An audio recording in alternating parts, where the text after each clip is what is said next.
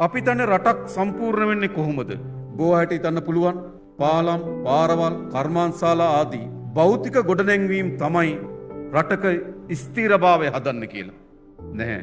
භෞතික ගොඩනැගීම් රටක සංවර්ධනයේ එක කොටසක් පමණයි. රටේ සංවර්ධනයේ වැදගත්ම කොටස තමයි ඒ සමාජය මොනතරම් ප්‍රමාණකින් අධ්‍යාත්මික දියුණුවක් ලබනවද? අනෙකා කෙරෙහි දක්වන ගෞරවය, කරුණාව, අනෙකාට සිදුවන දුකක් පිළිබඳ Tamanට ඇති වෙන සහකම්පනය මේ ආදී පොදු ගුණාංගයන් අපේ අධ්‍යාත්මයට ඇතුළත් වී යුතු තිබෙනවා.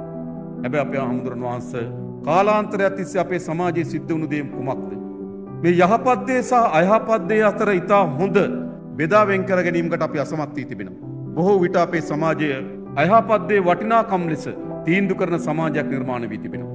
ධනය එක්රැස් කරගන්නේ කෙසේද කියන ප්‍රශ්නයට වඩා ධනය තියෙනවා නම් ඒක වටිනාකමක් ලෙස සැලකෙන සමාජයක් නිර්මාණය වී තිබෙනවා. බලය ලබාගන්නේ කෙසේද කියන සාධකයකට වඩා බලය වටිනාකම් සහිත සාධකයක් බවට සමාජයේ තේරුම් අරගෙන තිබෙනවා. ඒ වගේම නීතියකට යටත්ව ජීවත් වෙනවද නීතියට උඩින් ජීවත් වෙනවාද? නීතියට යටත් නොවන උඩින් ජීවත් වෙන කෙනා මහා බලවත් වටිනාකම් සහිත සාධකයක් බවට පත් වී තිබෙනවා. නිසා කාලාන්තරයක් තිස්සේ අපේ රට සිදු වී තිබෙන දේ තමයි සැබෑ වටිනාකම් පද්ධතිය වෙනුවට නොවටිනා ගොඩක් වටිනාකම් පද්ධතිය බවට පත් වී තිබෙනවා. එනිසා ද අප හමුවේ තිබෙන ප්‍රධානම අභියෝගය තමයි මොකද්ද යහපත් දේ මොකද්ද අයහපත් දේ කියලා. අපේ සමාජයට ෆින්කර හඳුනා ගැනීමේ අලුත් කතිකාවතක් අපිට අවශ්‍ය වී තිබෙනවා. එනිසා මම හිතනවා දේශපාලන අධිකාරිය හැටියට අපිට භෞතිකව මේ සමාජය ගොඩනැගීම සඳහා වෙහෙස දැරිය හැකි ගොඩනැගිය හැකි. හැබැයි අධ්‍යාත්මිකව මේ සමාජය ගොඩනගන්නේ කවුද?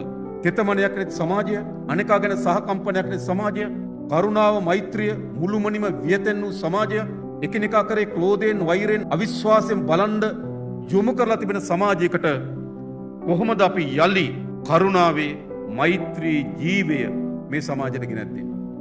අන්නේ ජීවය ගෙනැත්තේමද මා හිතනවා අපේ ශාසනයට අපේ හාමුදුරන් වහන්සේලාට විශාල කාර්යභාරයක් පැවරී තිබෙනවා. මේ සමාජයට යලි මනුස්සත්වයේ හුස්ම, මනුස්සත්වයේ ජීවය මේ සමාජයට අපි ඇතුළත් කළ යුතු තිබෙනවා. ඒදී අපේ රටේ හාමුදුරන් වහන්සේලාට විශාල කාර්යභාරයක් පැවරී තිබෙන බව විශ්වාස කරනවා. එනිසාද උපසම්පදාව ලබන අපේ ගෞරවනීය හාමුදුරන් වහන්සේලාට මේ සමාජයට යලි ජීවය කැටුවගෙන යන මනුස්සත්වය පිළිබඳ පණිවිඩය, කරුණාව, මෛත්‍රිය පිළිබඳ අපේ බුදුරජාණන් වහන්සේගේ පණිවිඩය, වෛරය, ක්‍රෝධය ප්‍රතික්ෂේප කිරීමේ පණිවිඩය, මේ සමාජයේ යහපත් සමාජයක් බවට පත් කිරීමේ පණිවිඩය විශාල කාර්යභාරයක් අද අපේ උපසම්පදා ලබන අපේ තරුණ අපේ හාමුදුරන් වහන්සේලාට පැවරලා තිබෙන බව මම විශ්වාස කරනවා.